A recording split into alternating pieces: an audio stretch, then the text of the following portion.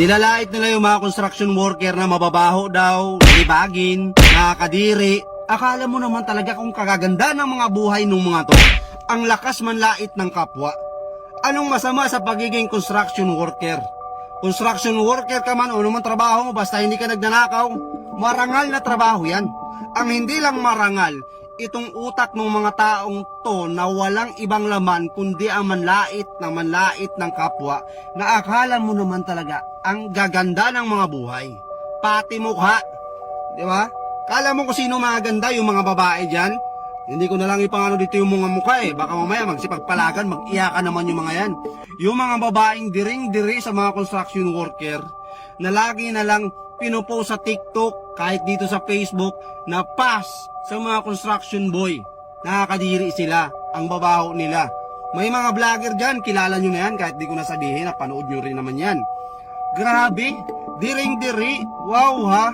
Eh di sana kayong gumawa ng mga bahay ninyo. Ayaw nyo pala eh. Nandidiri pala kayo sa mga construction worker. Kayong gumawa. Tingnan natin. Masyado kayong magagaling sa buhay eh. Ha? Baka yung mga magulang ninyo, baka yung trabaho niyan, kawatan yan. Ha? Baka yung pinapakain sa inyo ng mga magulang nyo, ang ganda ka ng trabaho ng mga magulang nyo, pero lakas naman mangawat. Ha? Ang lakas mangutong sa kaba ng taong bayan. Bato-bato sa langit. Lakas yung manlait sa mga construction worker, porkit ba nasa opisina kayo? Naka-aircon kayo? Hindi kayo naiinitan ng araw. Maganda yung mga uniform nyo.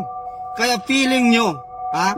Kayo na yung pinaka-mayor dito sa mundo. Trabaho nyo na yung pinaka-malupit. Lakas yung manlait sa mga construction worker. Baka nga, sagad kayo sa utang eh. Ha? Baka yung ATM nyo nakasangla.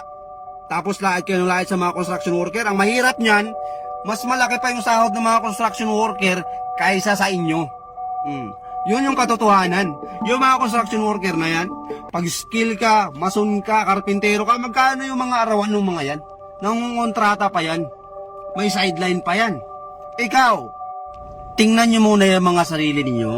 Baka nga hindi nyo kayang buhayin yung mga sarili ninyo eh. Tapos ang lakas nyo ng manlait ng trabaho ng iba. Baka nga palamunin pa kayo sa bahay ninyo. Yung mga babae dyan, ang lakas magsalita. Ha? Pa sa mga construction boy. Tapos yung mga napangasawa, ang pupugi, wala namang alam na trabaho, palamunin. Oh, real talk. Real talk, babae pa yung nagtatrabaho. Yung lalaki nasa bahay lang kasi nga, pass daw siya sa construction boy kasi nakakadiri. Mababaho. O nag-asawa ng pogi ngayon, yung pogi, saksaka ng tamad. Oh, siya yung nagtatrabaho, magaling, palakpakan. Magiting kang babae ka. Yan tayo eh. Bago mo tingnan yung kamalian ng iba, tingnan mo muna yung sarili mo. Baka hindi perfecto yung buhay mo, kaya dahan-dahan sa pananalita. Ito ha, shout out sa mga TikToker dyan, sa mga babae dyan na akala mo kung sino maganda, na lagi nalang pinapangalantara na pa sa mga construction boy, mababaho sila, kadiri sila. Hoy!